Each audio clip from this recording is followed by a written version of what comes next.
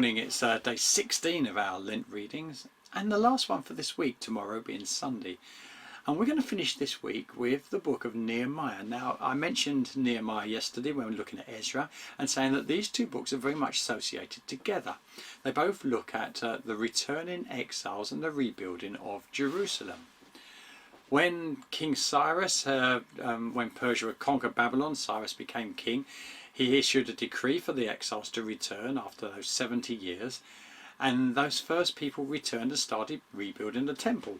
Well, some people come back from that to Babylon and they say that the walls of the city are still broken down. Nehemiah hears this and immediately is moved with remorse. He feels that this is a dishonour to the Lord and he must do something about it. The problem for Nehemiah is that he has risen in the ranks of cupbearer to the king, a very important position, and he can't just leave his post.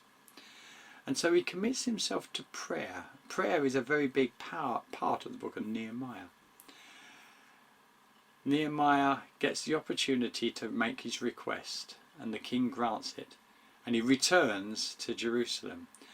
And once there, he shows great leadership and management.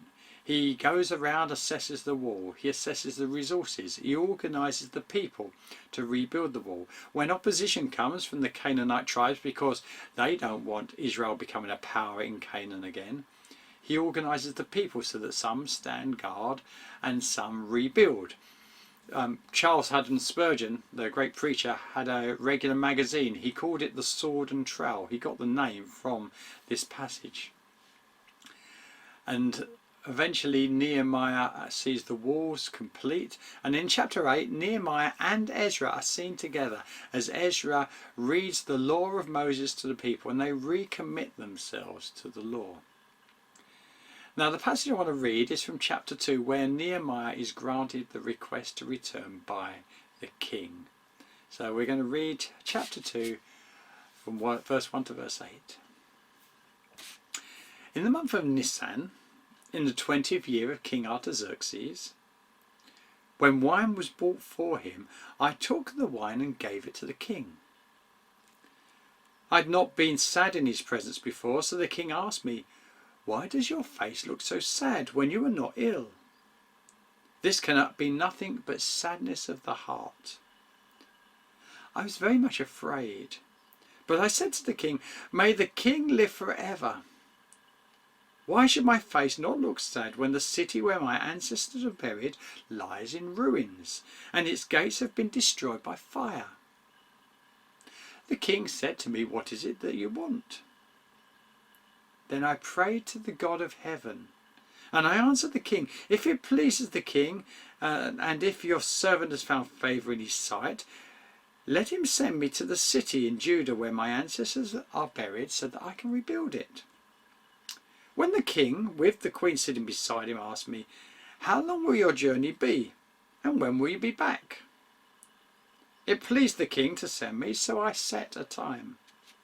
I also said to him, "If it pleases the king, may I have letters to the governors of Trans-Euphrates, so that they will provide me with safe conduct until I arrive in Judah? And may I have a letter to Asaph, keeper of the royal park, so he will give me timber to make beams for the gates of the citadel by the temple and for the city wall, and for a residence I will occupy." And because the gracious hand of my God was on me, the king granted my requests. An opportunity is given to Nehemiah and he takes it.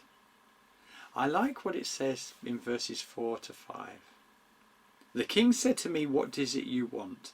Then I prayed to the God of heaven and answered the king. How short was that prayer? We see in this book Nehemiah sometimes praying and fasting, but here we see him utter a prayer almost like, "Help, Lord," because he walked in communion with God. Every moment he was looking to the Lord's leading. He was constantly in communication, asking for help, asking for guidance, giving thanks. That's what it means to walk with the Lord. Let's ponder that over this weekend. Until next week, have a blessed day.